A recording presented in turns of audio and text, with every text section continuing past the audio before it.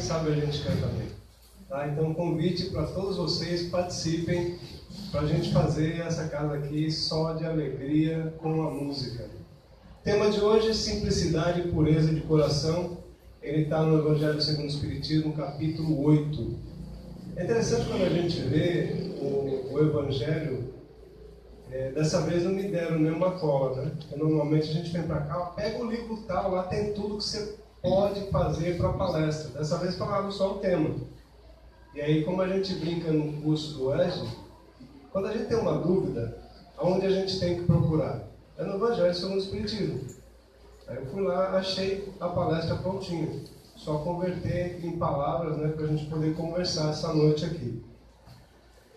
Então vamos lá. O que a gente quer falar na noite de hoje é sobre o capítulo 8, que ele fala de bem-aventuranças, os que têm puro o coração. Simplicidade e pureza do coração. Aí no Evangelho ele ainda traz pecados por pensamento e adultério. A gente vai ver aqui que Jesus quis falar muito nesse pedaço aqui. E todo mundo só leva para a questão do adultério. Verdadeira pureza, a questão das mãos lavadas. O que está por trás disso, quando a gente lê o Evangelho segundo o Espiritismo? Os escândalos que vêm e acontecem na nossa vida. Se a vossa mão é motivo de escândalo, corta-o fora. E a gente fica pensando, nossa, que coisa, né? Jesus falar isso. E o último é bem-aventurados os que têm os olhos fechados. Não, pulei aqui a deixar vir as minhas criancinhas. Esse é o contexto que a gente vai percorrer hoje. Primeira coisa que a gente tem que guardar aqui. Simplicidade e pureza de coração é inseparável da simplicidade e da humildade. Ou seja, se nós queremos ser puros de coração, nós temos que ser simples e humildes. Não adianta querer ser arrogante e achar que sabe mais do que todo mundo. E a melhor forma da gente conduzir isso nas nossas vidas é a gente sendo o estagiário, eterno estagiário, aquele que quer aprender o tempo inteiro e nunca achar que sabe tudo. Essa é a primeira dica da noite. E ele ainda fala o seguinte, que exclui toda a ideia de egoísmo e orgulho. O egoísmo e orgulho é totalmente oposto de simplicidade e humildade. Por aqui a gente começa a fazer a nossa viagem aí pelo mundo do Evangelho. Então a verdadeira propriedade, a verdadeira pureza também está no pensamento. Aquele que tem um coração puro nem sequer pensa no mal. Todo pensamento mau resulta da impureza da alma. Imperfeição. A nossa alma ainda é carregada de problemas. Problemas que a gente acumulou em vidas anteriores, problemas que a gente acumula nessa vida, problemas que a gente carrega pelos vícios constantes de pensamento e de atitudes. A partir do momento que a gente compreende o que é essa pureza do coração, a nossa tendência é se modificar internamente. E o Evangelho traz bem claro para a gente, né? Nem sequer pensar o mal. Disciplinar o pensamento é uma das grandes oportunidades que a gente tem. Mesmo se a gente tiver um mau pensamento na nossa cabeça, a oportunidade qual que é? Começar a cortar o pensamento, não deixar que ele venha à tona, não deixar que ele floresça e vire algo maior. Eu lembro que há 2 anos atrás, nós tivemos uma discussão no curso do ESG, eu estava fazendo mais de 2 naquela época, sobre o que significa 3 segundos na nossa vida. Nada, né, gente? Já passou 3 segundos. Só de vocês pensarem, já foi embora 3 segundos. E eu mostrei em alguns exemplos de vídeos que a gente não precisa mais do que 3 segundos, não é nem 3 minutos, é 3 segundos para cometer as maiores loucuras da nossa vida. Quer pensar um pouquinho? Se eu estou numa discussão no trânsito, estou com uma arma na mão, quanto tempo leva para eu disparar um revólver? 1 segundo, menos que 1 segundo, é só puxar. Se eu estou numa briga em casa com a minha esposa, com meus filhos, quanto tempo leva para eu proferir uma palavra que vai magoar para sempre aquela pessoa? Nada. É quase que automático, eu pensei e saiu.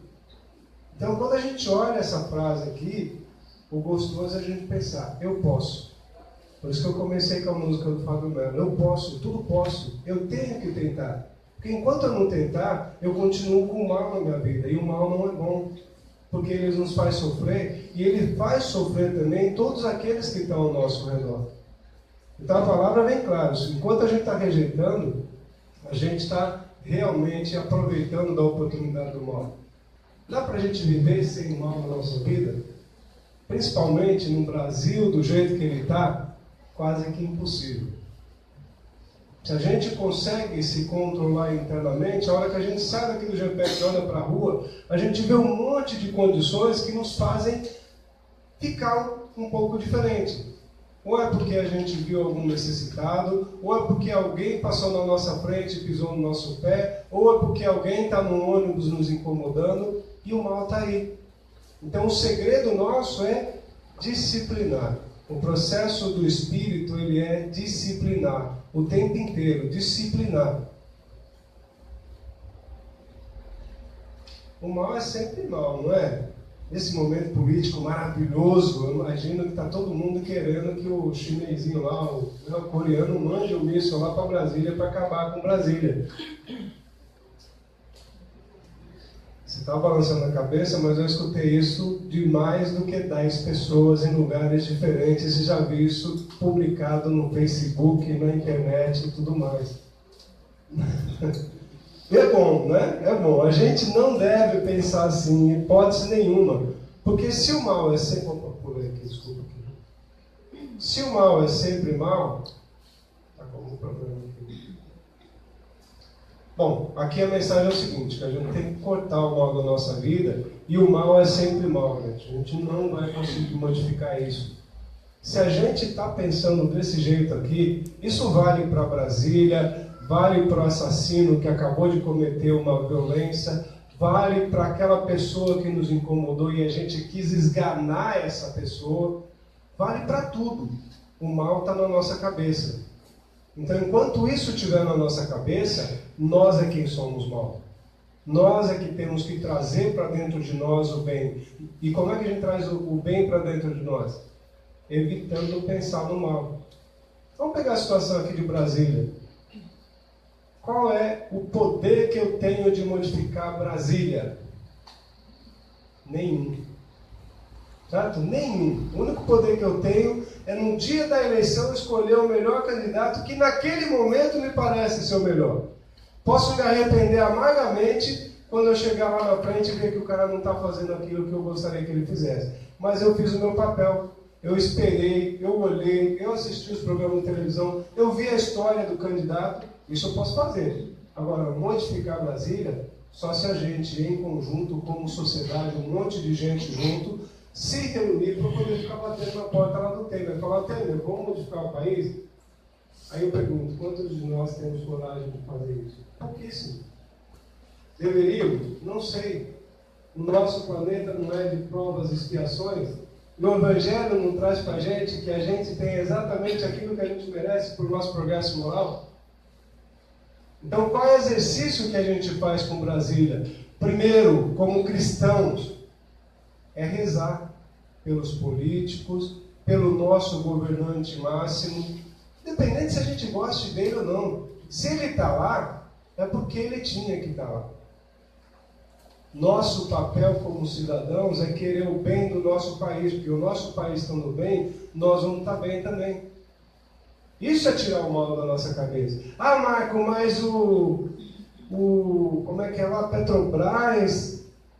Gente, já foi. A justiça vai fazer o papel dela. Nós, como sociedade, vamos fazer o nosso papel. O que nós temos que fazer é vibrar pelo bem. E não gastar energia ruim dentro de nós para isso. O mal é sempre o mal. Em resumo, a escada para a perfeição é a mesma. Só que as regras são comuns. O que eu preciso para ser perfeito? Eu preciso desenvolver bastante amor na minha vida e eu preciso ter bastante conhecimento. Essas duas coisas são a chave do progresso moral e intelectual. A hora que a gente compreende isso daqui, a gente avança rápido para a nossa perfeição. Aí você fala, Marco, mas conhecimento? Para pensar. 10 mil anos atrás, como é que era o nosso Deus? Como é que era o nosso céu? A gente olhava assim e achava que era que nem esse teto aqui. Aí qual é o tamanho do meu Deus? O tamanho do teto do planeta Terra. Hoje qual é o tamanho do Deus que a gente tem depois que a gente descobriu o universo? É imenso, não tem fim. E isso a gente vai aprendendo com o conhecimento. Quando fala lá na Bíblia, né, que nós somos criados dos elementos da terra, né, do barro, da água. Aí você pega uma tabela periódica e manda analisar um corpo humano, você percebe que é igualzinho. Não tem diferença nenhuma. E aí o que estava escrito na Bíblia é que nós viemos do pó. Está errado? Não. A gente aprendeu. Isso é conhecimento. É isso que vai fazer com que nós nos tomemos posse daquilo que nós chamamos ser espiritual. Mas, e aqui é interessante, quem pensa e se compraz no mal, ainda tem muito para aprender. O que acontece com as pessoas que agem desse jeito? Olha, está dando problema aqui. Devagar. Essa parte mais engraçada, não vai vir?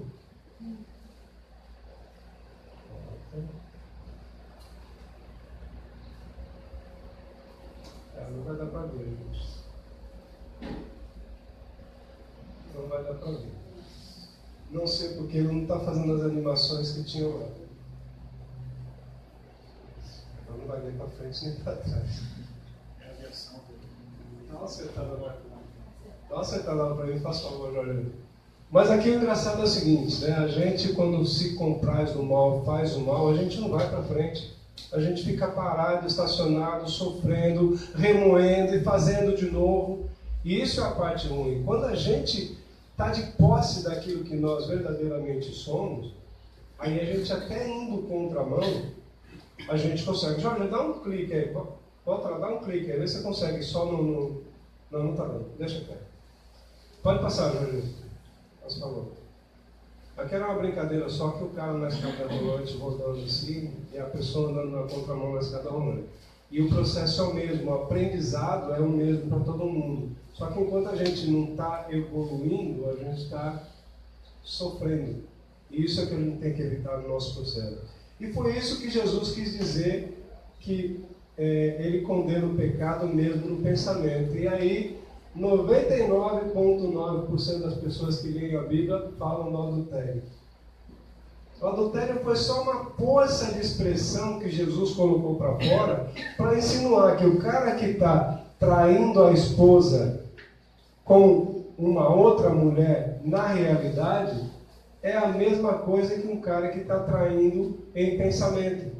Porque o pensamento mal está dentro dele. Isso vale para adultério, vale para as vezes que a gente pega um troco do nosso comerciante que ele deu para a gente. É isso que Jesus quis dizer. E isso está bem claro num texto que a gente acompanha aí com o Evangelho segundo o Espiritismo. Pois bem, antes de mais nada, antes da gente amaldiçoar a escuridão, vamos acender a vela na nossa vida. Ela é a mais importante, porque quando a gente percebe que nós temos esse poder de acordar de manhã, e ao invés de ficar reclamando do cachorro latindo no vizinho, a gente agradecer porque nós estamos ouvindo. Isso é um negócio muito interessante. Logo que eu mudei para cá, para a Bahia, eu primeiro morei próximo de Vila, depois eu vim para Ipitanga. E quem mora em Ipitanga sabe. O grande drama que a gente tem lá é barulho de avião. Então o primeiro mês me incomodou muito. Segundo mês eu fiquei irritado. Aí o terceiro mês eu tive que ir para São Paulo. Falei, tá bom, né? Aí eu estou assim parado debaixo do aeroporto de Congonhas, o avião na mesma altura que é no pior lugar onde a gente ouve lá em Ipitanga, o avião passa assim, eu não ouço nada. Aí eu falei, não, tem alguma coisa errada. Como é que pode eu não ouvir um avião desse tamanho? Não um avião que desce, era aquele, na época era aquele avião da VASP, que é um dos aviões mais barulhentos que eu já conheci até hoje. Quando ele passava assim, tremia a janela. Aí esperei passar outro, e era um Vasco. Não ouvi. Conclusão: o ruído da avenida era muito maior do que o barulho do avião. Aí eu falei, meu Deus do céu, eu moro no paraíso, eu não sabia. Então hoje eu já não tenho mais esse incômodo com o avião.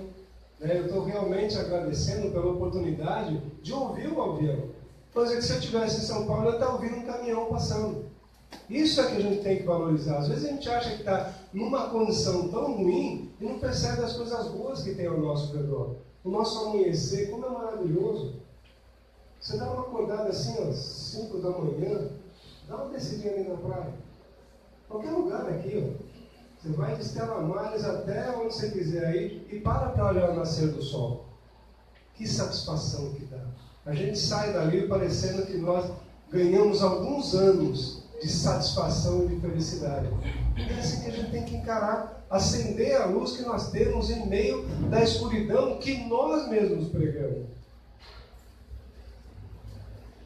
Aí ele fala daquele texto que todo mundo conhece, né? Que o cara estava parado lá, o pessoal comendo com a mão suja, aí Jesus falou o quê? Que não é o que sai não é o que entra na boca que deixa o homem sujo, mas é o que sai da boca, porque o que está no coração é que o homem vai pôr para fora. Então essa é a mensagem que traz no Evangelho de Mateus 15. Então o coração é da onde a gente carrega tudo isso. O que é o coração? O coração, gente, somos nós, as nossas vivências, aquilo que a gente vem guardando ao longo de tantas existências que nós já tivemos. E é Ele que vai pôr para fora no momento mais apropriado, ou seja, aquele que a gente estiver muito bravo na nossa vida, aquilo que nós verdadeiramente somos. Por isso é que a gente tem que ter um cuidado adicional em situações de conflito. Porque nas situações de conflito, nós somos o coração. A gente age quase que por instinto. Aquela fera que está dentro de nós, ela age assim de uma forma muito forte. Então aqui volta, né, para o gráfico, esse gráfico que a gente vê ele algumas vezes, que é para a gente não esquecer. Eu faço questão de toda vez que a gente passar em alguma palestra trazer ele, porque é conhecimento e é moral. É amor e aprendizado. Amor e aprendizado.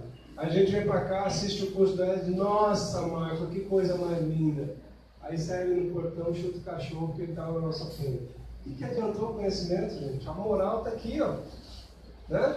É aprender verdadeiramente, é ver a palavra do Evangelho e sair esperançoso falando, eu posso, eu quero, eu vou fazer. E por que a gente tem que pensar assim?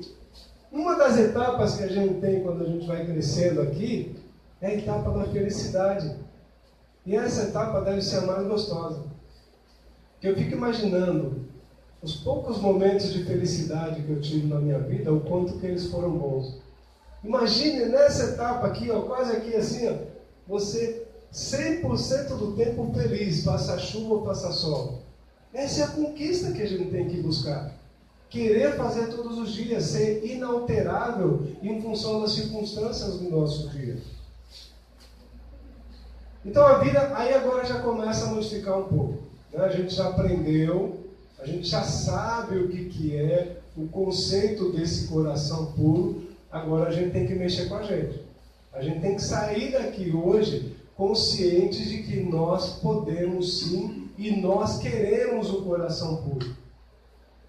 Primeira dica, a vida começa no fim da sua zona de conforto. E aí eu lembro que não faz muito tempo, a gente teve um encontro aqui no GPEC, e eu estava entrando aqui, assim, parece que ele estava falando comigo, estava tocando um áudio qualquer aqui. Né? Era uma reunião onde a gente estava decidindo o futuro do GPEC, e aí eu lembro muito claro a mensagem que veio da nossa mediúnica dizendo, se existem pessoas aqui na casa que tem que reclamar com a outra, vá lá e converse. Não fique amargurado, triste ou sem saber o que fazer, porque você não está ajudando em nada. Se você quer ajudar alguma coisa, converse, entre em conflito, saia da sua zona de conforto. Porque é tranquilo para a gente não fazer nada. Mas o que eu cresço com isso? Se eu quero, por exemplo, falar para ela que ela tem que usar uma camisa azul porque eu gosto do azul. E a gente tem que sair junto do azul. E ela não gosta do azul. Eu vou ficar quieto? Posso ficar quieto, é o direito que eu tenho, não posso? Mas não vai crescer nós dois juntos? Ela vai falar para mim, Marco, eu não gosto do azul. Agora vamos supor que nós somos namorados. Eu gosto do azul, vou lá e dou uma camisa azul para ela, e ela odeia a camisa azul. Eu estou saindo da minha zona de conforto, dando para ela, ela aceita a camisa azul. Só que ela não gosta de azul. Quando que ela vai usar o azul? Quando eu falar, eu vou falar, mas e aquela camisa azul tão bonita que eu te dei? Né? A gente perde a fala, porque a gente quer ficar na nossa zona de conforto e a gente não cresce por isso. A zona de conforto é aquilo que a gente chama de zona neutra. Não serve para muita coisa. Quer ver uma zona de conforto muito boa? Zona de conforto da novela. A gente assiste, a gente chora, a gente briga dentro de nós, mas não estamos reagindo com nada, porque a vida do outro é que está vindo, não é a nossa. E aí o marido chega e atrapalha a nossa novela. Bem, cadê aquele pijama meu? Sei lá, tá aí, pega aí, eu larguei em algum lugar. Ela saiu um pouquinho da zona de conforto, mas, não é? A zona de conforto que ela criou foi a zona de conforto da novela. E aí dentro de nós carregamos várias zonas de conforto, várias, gente. É no trabalho, é no coletivo, é em todos os lugares da nossa vida. Então, algumas coisas importantes a serem analisadas no relacionamento. Primeiro ponto, comunicação truncada. Quando a coisa começa, a gente vai querer que nem o caminhão. Ele quer falar, mas ele fala, poxa, não vale a pena. Eu já sei a resposta. Por que eu vou falar? Então, isso é um primeiro sinal que a gente está com um problema de comunicação no relacionamento. Segundo sinal, aumento de vezes que há indisposição. O tempo inteiro reclamando de alguma coisa. Olha, hoje você, olha você, olha você, olha você. Aí a gente volta para a primeira. Fica com a comunicação que já não quer mais falar. Ironias. Ah, tá, é? Ah, legal. Isso é comunicação e é relacionamento que a gente tem. Acho que cada um de nós, nesse momento, deve ter visualizado isso. No nosso dia a dia, os conflitos existenciais que a gente tem. Essa daqui é aquele famoso, tô nem aí. Né? Então, esses comportamentos, a gente realmente tem que começar a pensar o que é esse relacionamento. Agora, quais são as dicas da regra de comunicação? Nunca fale se você está nervoso. E aqui foi um pai falando com um filho. Estava nervoso, é claro, né? Às vezes eu até entendo porque tem animal que come a cria no ninho, né, que devora a cria no ninho. Extremamente nervoso. Quase falando, meu filho, sai da frente, que daqui para frente o negócio vai ficar feio. Ou aquela assim, não grita comigo. Mas eu não estou gritando! Né? Não tem isso no casal. No casal acontece muito isso, né? Com filho. Com filho também a gente faz muito isso, né? Você não está vendo que eu não estou gritando? Só estou conversando com você. E isso a gente faz o tempo inteiro, gente. Isso daqui é o quê? Nós estamos nervosos. Qual é a consequência, por exemplo, se eu parar, contar até 3 e falar, não, nós não vamos conversar sobre isso hoje. E aí eu planejar um dia depois, ou 10 minutos depois, ou 30 minutos depois para poder ter a mesma conversa. Vocês acham que muda? Isso não é conselho meu, tá? Isso é conselho de quem entende do assunto de relacionamento. E aí a gente vê que quando a gente está nervoso, a gente comete alguns erros gravíssimos. Entre eles, principalmente no relacionamento dentro de casa, de criar ofensas que muitas vezes a gente não percebe. Aí quando, né, aquela hora que um senta com o outro, assim, olha aquela carinha assim, olha, sabe bem, eu queria pedir desculpa, viu? Ah, mas você falou aquilo. Eu falei aquilo? Como assim eu falei aquilo? Porque na hora da raiva a gente põe para fora o que, sabe, a gente não percebe, que é o que está dentro do nosso coração. Então, primeira dica: nervoso, de jeito nenhum vamos partir para a briga. Segundo, entenda as diferenças entre as pessoas.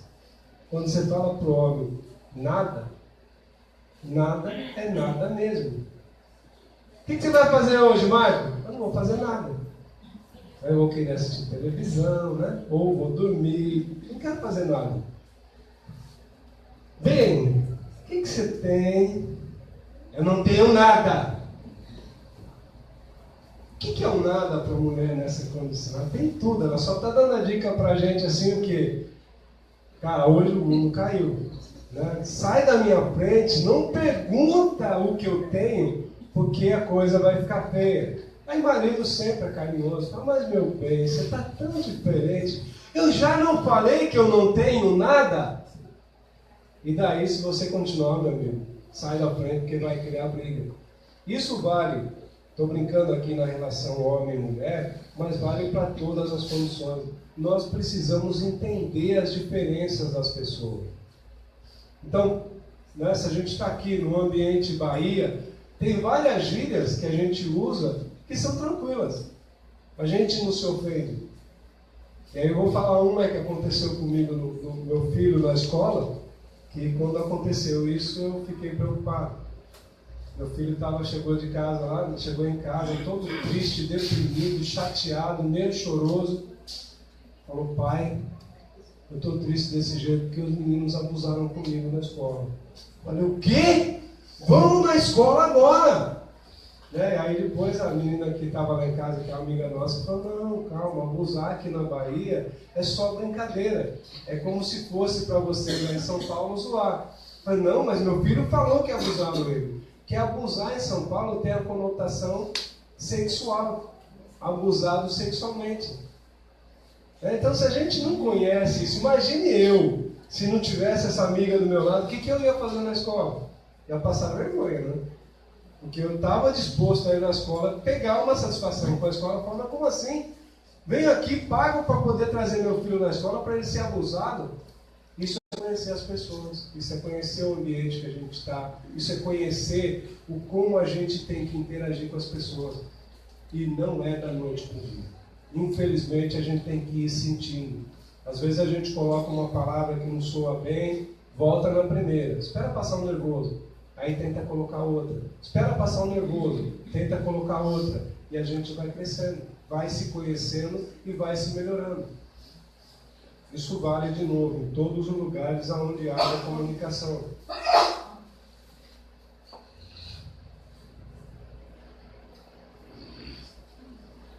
Mulher é nada, quando não é homem fala que é nada, é coisa da mulher isso aqui. É conversando, qual é o velho deitado aqui? É conversando que a gente... Não, gente.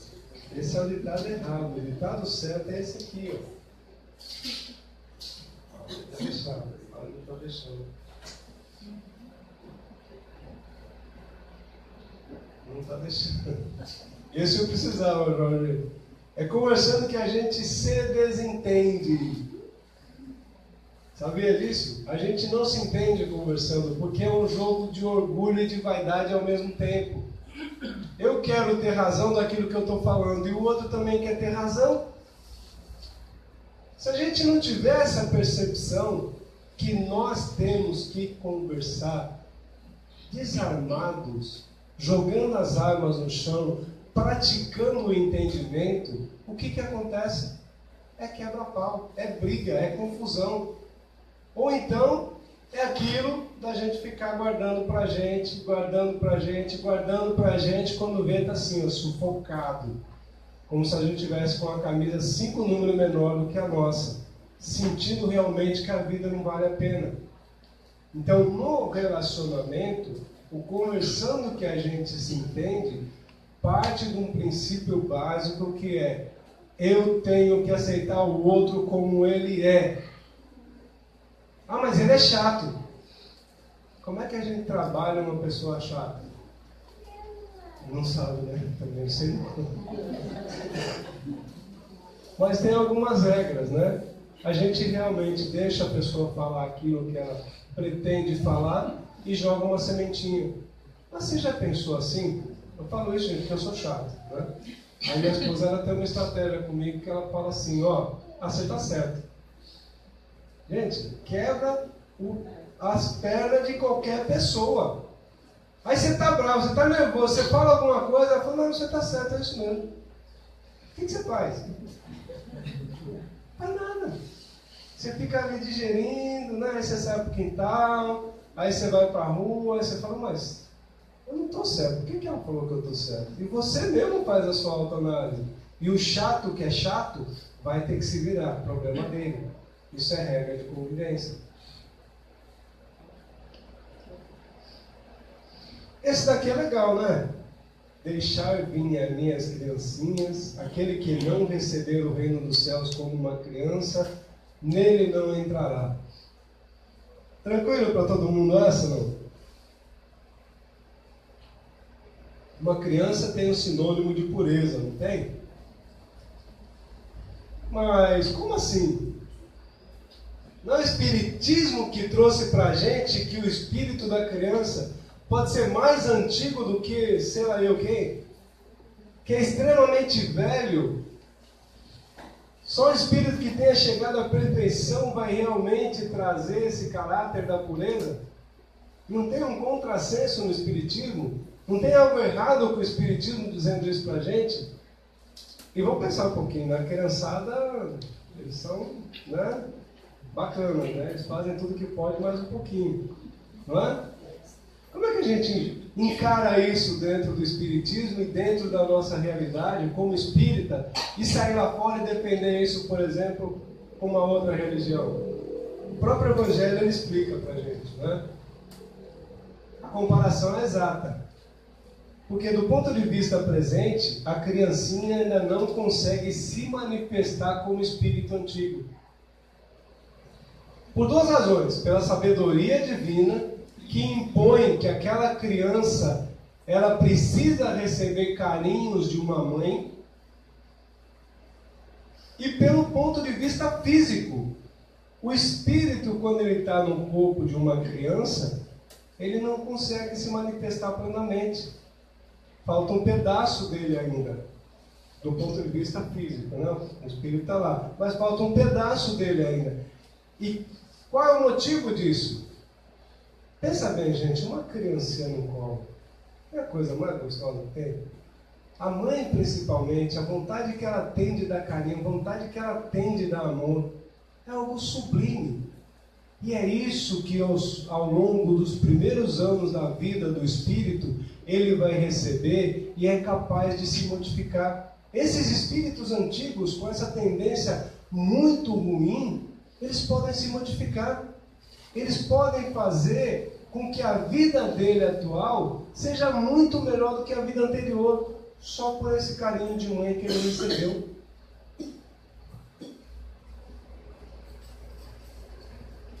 Aí volta a dúvida nossa de sempre, né? Por que o espírito não se mostra como é desde o nascimento, tal como ele é? Então tudo é sábio nas mãos de Deus. E a gente complementa o que eu acabei de falar, que a criancinha ela precisa desse amparo. E ao precisar desse amparo, a mãe transfere para o filho esse comportamento que ele pode adquirir. Vamos para cá. Espírito e corpo. O espírito, a gente já falou. Deixa eu passar aqui o que eu quero, a próxima slide.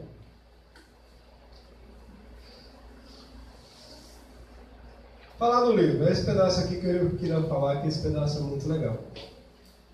Eu tentei buscar como é que era o nome do livro, não encontrei, mas eu conheço a história de ponta a ponta. No Rio de Janeiro, 2 traficantes foram no centro espírita e ficaram maravilhados. Eles entenderam a questão da reencarnação, eles entenderam a vida espiritual, eles entenderam o nosso lar, eles entenderam as colônias do mal, eles entenderam um monte de coisa. Saindo do centro espírita, eles foram para a casa deles e eles planejaram ter o domínio permanente do mal na terra. Olha só que interessante, eles saíram de uma casa espírita, conheceram tudo, fizeram lá um bocado de treinamento lá e conheceram que o quê? Eles poderiam dominar o tráfico de drogas na região durante muito tempo se eles se planejassem bem. Eu e ela aqui, né, conversando, vou fazer o seguinte: qual de nós dois está preparado para chegar lá em cima primeiro, para poder substituir o outro quando chegar aqui? É claro, né? Eu não sou bobo, vai você primeiro. E pau! Matei ela. E ela foi para o plano espiritual. Lá no plano espiritual, montaram todo um esquema para poder descer. E quando ela voltasse, ela ia substituir a mim ou a quem eu tivesse deixado lá. E aí, né? Tudo certinho. Eles achando que estavam fazendo o plano mais maravilhoso do mundo. E aí ela volta como reencarnada nos braços de uma mãe extremamente amorosa. Pensa num extremo de amor. Era essa mãe. Começou como? Ela teve um filho de um estupro.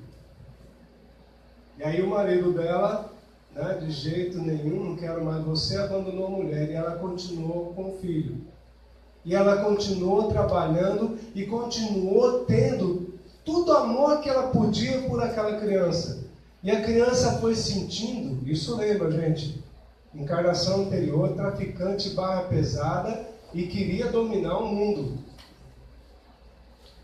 Queria dominar o mundo. E ele volta com essa mãe e ele vai sentindo o que é amor de mãe.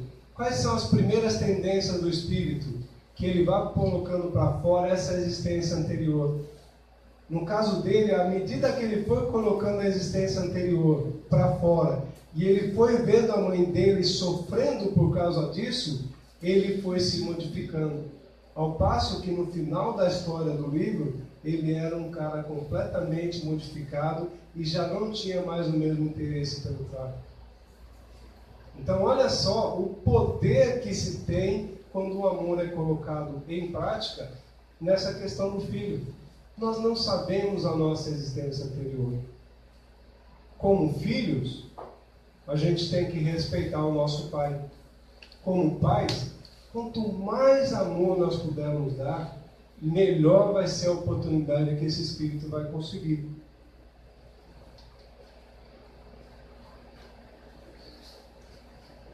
Se tivermos amor, e aí vem uma frase, né, do Espírito Protetor lá de Bordeaux, de 1861, se tivermos amor, teremos tudo o que há de mais desejável na Terra. É uma preciosíssima pérola que nem os acontecimentos, nem as maldades dos que nos rodeiam, que nos odeiem e persigam, poderão nos arrebatar.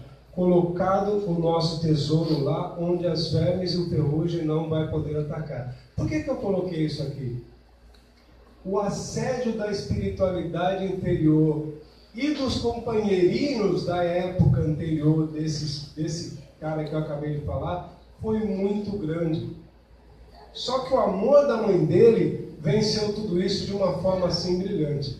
Em vários momentos do livro, eu parei para poder deixar a lágrima escorrer, porque eram momentos lindos.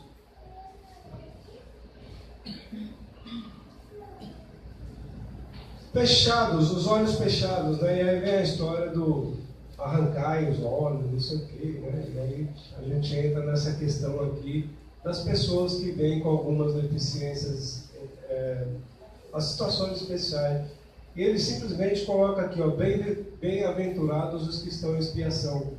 Porque se a gente souber sofrer direitinho essa expiação, nós vamos sair daqui, ó, renovadíssimos, para voltar aqui ainda mais forte.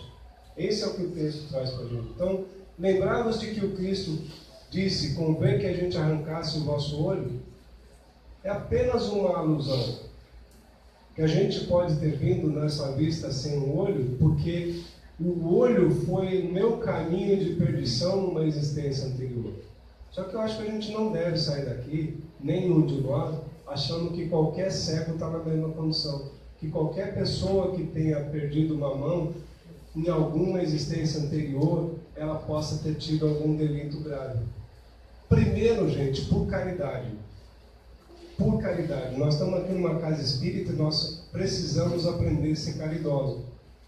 Se você age, né, se você tivesse na pele dele, alguém chegasse para você, olha, você perdeu os olhos porque na outra encarnação você só ficava olhando o buraco da fechadura. Né? Você vai se sentir incomodado. Né? Você não vai ter aquela força para vivenciar. Mas se a gente coloca da maneira assim, olha, é uma oportunidade que você tem de, mesmo não enxergando, conhecer o mundo. Já pensaram? Fecha um pouquinho assim nos olhos e tenta imaginar como que é esse ambiente aqui. Né? Se a gente tentar imaginar, porque a gente já vê uma coisa, agora, você é cego, como é que você imagina a textura disso daqui? Que tem uma cor aqui ou não, você vai ter que tatear. E a gente adquire algumas outras percepções que, como pessoas que enxergam, não conseguem. Isso é o quê? É desenvolver outras habilidades dentro das deficiências que nós temos. E aí, de novo, a Olimpíada mostrou para a gente que nós podemos, muito mais do que nós verdadeiramente somos. E aí volta, vou passar esse direto também. Essa é uma frase do meu chefe lá das antigas, né? É o Henry Ford. Ele diz o seguinte: se você pensa que pode ou se você pensa que não pode, você está certo. Eu acho que essa frase aqui, quando você lê ela a primeira vez assim, o que esse cara quis dizer? Ele simplesmente está dizendo para a gente que nós somos aquilo que nós determinamos dentro de nós. Se eu falar que eu posso pular daquela janela e não me machucar, e souber pular, eu vou fazer a coisa certa. Se eu falar que eu vou pular daquela janela e vou me estrepar, eu vou me estrepar. Tudo depende do quê? Do como você vai encarar cada desafio. Cada um de nós tem essa determinação dentro de nós. E cada um de nós é fruto de medos e constrangimentos que nós tivemos no passado. Então, quem somos nós? Nós somos uma mistura de referências da nossa família. E aí a família impõe para a gente religião, impõe, né, tipo de roupa que eu tenho que usar, aonde que eu tenho que morar, aonde que eu tenho que estudar. Da sociedade. Vocês acham que não, né? Sai daqui da Bahia e vai para qualquer outro lugar. Sai para vocês verem como é diferente. Não é, é outra coisa. A sociedade impõe para a gente alguns costumes que eles são assim cruéis na nossa vida. Da escola, das condições de vivência, né? Se eu estou num meio onde a gente... Tem até um videozinho que a gente assiste na internet lá, que é eu mesma e eu espírita.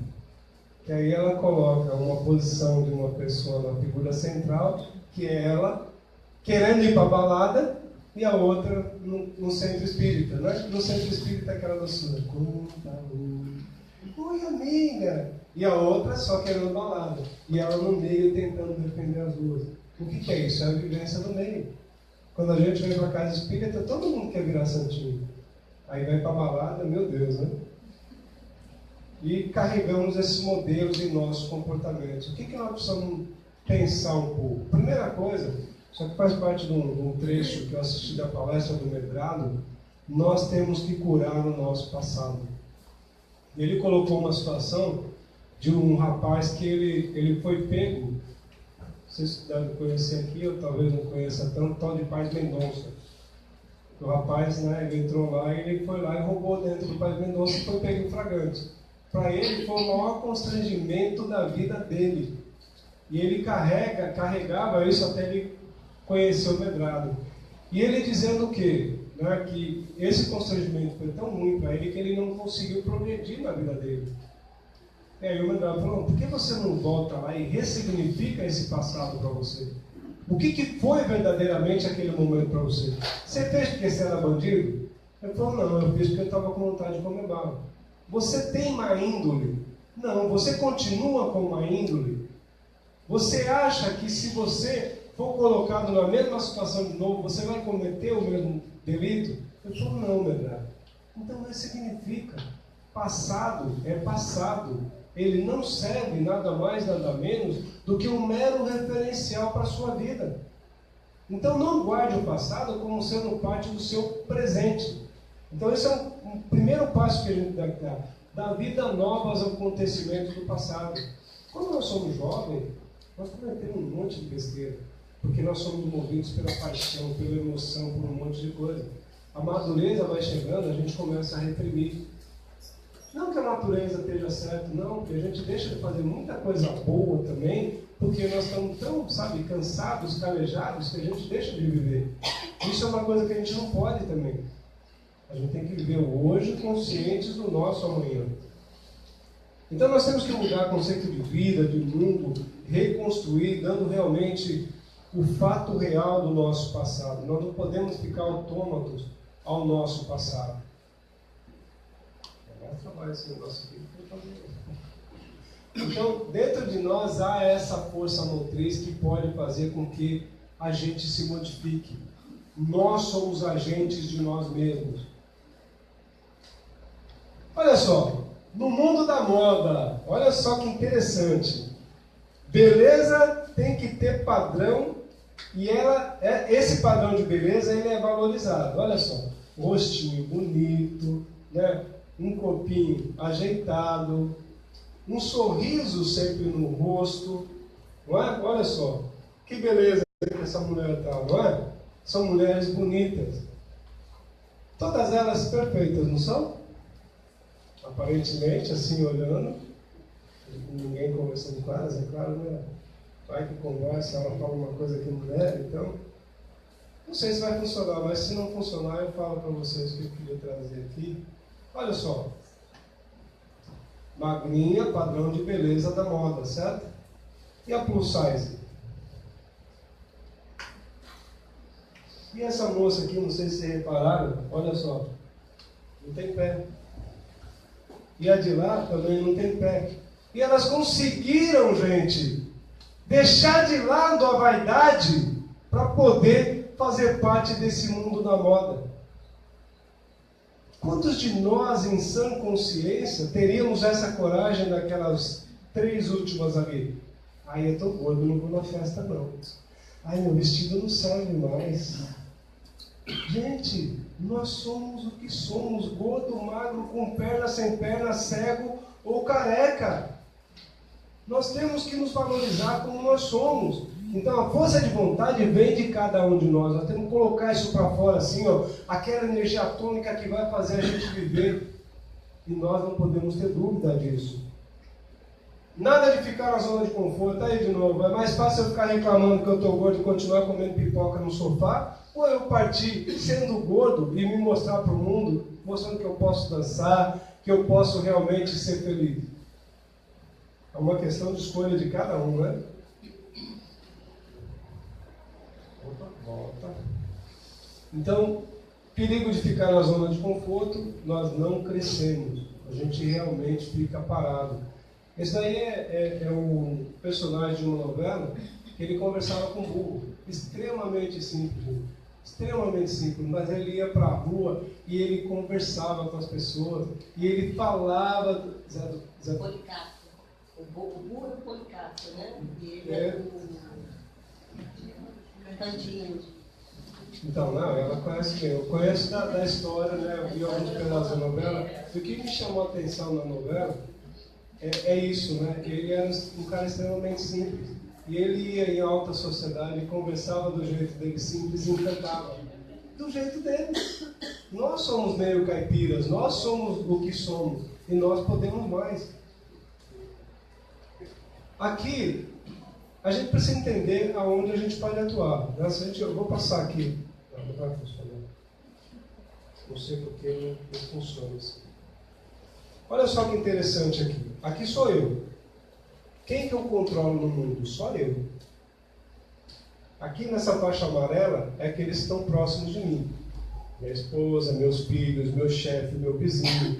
Eu não tenho ação sobre eles. O máximo que eu posso fazer é influenciar.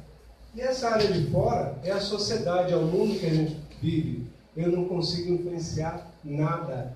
Portanto, nosso foco tem que ser aqui, ó. O que eu posso fazer para eu modificar uma determinada situação? Só eu posso dizer. Então, desculpas paralisantes. Olha, meu marido não serve para nada. Eu quero me separar dele. Aí você está com um filho de 2 anos. Ah, mas eu preciso esperar meu filho crescer. Meu filho crescer 18 anos. Vai ficar 16 anos sofrendo. Ah, eu preciso terminar de pagar meu apartamento que eu acabei de comprar. São 652 prestações. E eu vou continuar nesse emprego que eu odeio. E que eu não estou crescendo, né? Ou vou começar aquele regime. Segunda-feira, né? Hoje não dá, hoje é quarta-feira. Enquanto isso, eu continuo comendo pizza. Essas são desculpas paralisantes. Se a gente quer, vai à frente e faz a coisa acontecer. A gente precisa nos capacitar e ter estratégia para cada uma das coisas. São 2 coisas importantes na nossa vida. Quando a gente quer mudar, nós precisamos avisar as pessoas que nós vamos mudar. Eu lembro quando eu falei, eu não vou beber mais, a coisa mais chata que teve foi eu chegar numa festa e o cara vir lá com um copo de cerveja para me oferecer. Se eu tivesse avisado antes, meus amigos, talvez ele não tivesse oferecido o copo de cerveja. Mas é chato, gente, porque a gente não avisou ninguém que está querendo mudar. Ó, estou fazendo regime a partir de hoje, dentro de casa, hein? Aí você chega em casa, a mulher faz aquele prato delicioso que você gosta. Onde foi a minha estratégia? Não dá para resistir, né? Mas eu posso me capacitar para evitar esse bolo gostoso, a comida gostosa que a mulher fez. Então, vamos resumir tudo, né? A simplicidade e pureza do coração, ela vai acontecer diante de um impulso quando a gente reage. O nosso coração é tocado, esse é um processo nosso mental, tá? O nosso coração é tocado, aí o que acontece? Nosso pensamento reage, aí, baseado no coração, no nosso pensamento e nas nossas vivências, a gente vai tomar as nossas decisões.